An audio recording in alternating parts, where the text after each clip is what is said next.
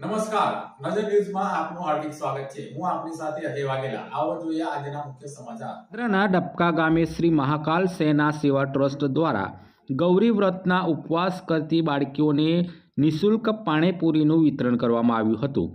આવતીકાલથી ગૌરી વ્રતનો પ્રારંભ થશે તે પૂર્વે જ પાદરા તાલુકાના ડબકા ગામે મહાકાલ સેના સેવા ટ્રસ્ટ દ્વારા ગૌરી વ્રત કરતી કુંવારિકાઓને પાણીપુરી વિતરણ કાર્યક્રમનું આયોજન કરવામાં આવ્યું હતું, જેમાં મોટી સંખ્યામાં ગૌરી વ્રત કરતી કુંવારિકાઓ અને નાના બુલકાઓએ પાણીપુરી ખાઈને આનંદ માણ્યો હતો।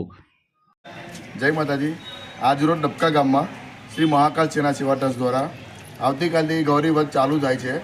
એના નિમિત્તે ગૌરી વ્રત કરતી છોકરી કુંવારિકાઓને ડબકા ગામમાં પાણીપુરીનું નિઃશુલ્ક વિતરણ કરવામાં આવ્યું છે અને તમામ મિત્રો, ડબકા ગામના ભાઈબંધો, મિત્રો, સાથી મિત્રોએ સાથ સહકાર આપ્યો અને આયોજન ખૂબ સરસ થયું। એ બદલ મહાકાલ સેના સેવા ટ્રસ્ટ બધા મિત્રોનો ખૂબ ખૂબ આભાર। જય માતાજી।